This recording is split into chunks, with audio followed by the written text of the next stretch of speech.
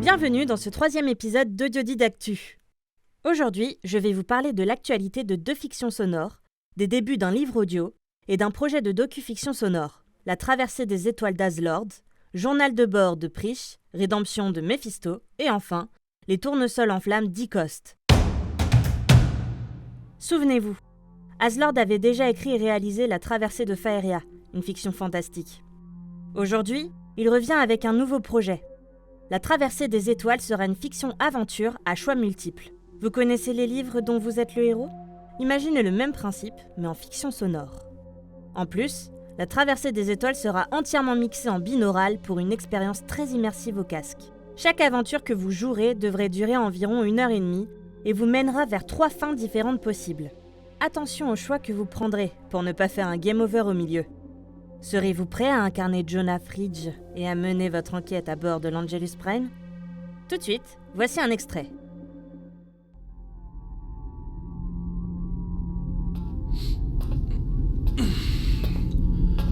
Journal de bord, entrée 127, date stellaire 10-8-32-87, secteur Alpha Oméga 8.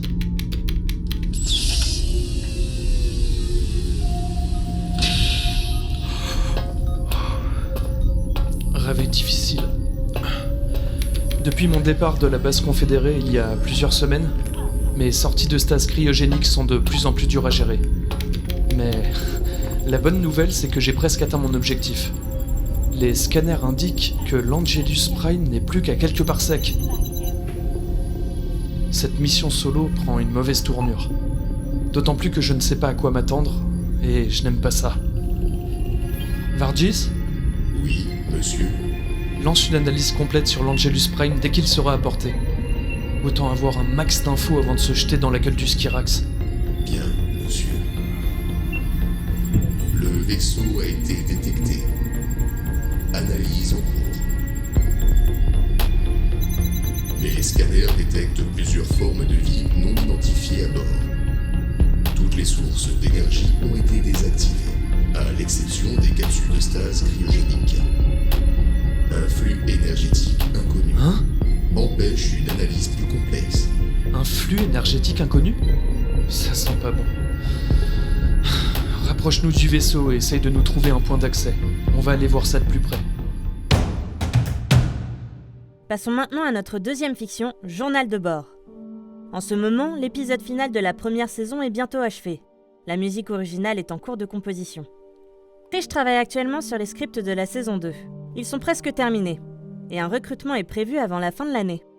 Pridge vous a également réservé une surprise car des enregistrements secrets ont déjà été faits. Ah, on me dit dans l'oreille...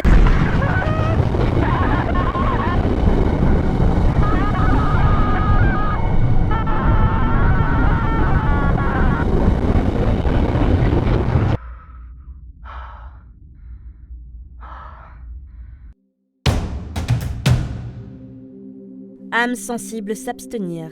Voici venir le projet de Méphisto. Il s'agit d'une adaptation en livre audio de son roman Rédemption. Le roman, écrit en 2021, prend place dans le royaume de Lorès. Le roi y condamne toute utilisation de la magie. Shegor Edkand, le bourreau des geôles de la cité de Bérok, y rencontre Samalia, une petite fille emprisonnée car magicienne. Devra-t-il suivre sa foi et ses ordres et la châtier ? Méphisto adaptera chaque chapitre de ce roman en audio. Le montage a commencé, et les premiers chapitres portant sur le passé de Shegor seront bientôt disponibles. Pour terminer, voici notre premier projet de docu-fiction sonore, Les tournesols en flammes, réalisé par Icoste. Depuis le mois de février, nous savons tous que la Russie a attaqué l'Ukraine. Encore aujourd'hui, la guerre y a lieu. Pourtant, en France, tout le monde ne comprend pas les raisons de cette guerre, car tout le monde n'a pas forcément une idée de ce qui se passe en Europe de l'Est. Comme elle est d'origine ukrainienne, Icoste a proposé à sa compagne de réaliser à 2 une docu-fiction sur ce sujet. Le but est d'expliquer les relations entre les Ukrainiens et les Russes depuis 30 ans. En s'inspirant de faits réels, Icoste espère donner quelques clés de compréhension aux auditeurs français. Le projet est né sous le nom des audiobiographies d'Ukraine. Il est maintenant nommé « Les tournesols en flammes ». En effet, le tournesol est une des fleurs nationales de l'Ukraine. Ce projet est tout jeune. Il verra le jour certainement en 2023. C'est tout pour ce 3e épisode d'Audio Didactu. À bientôt pour l'épisode 4.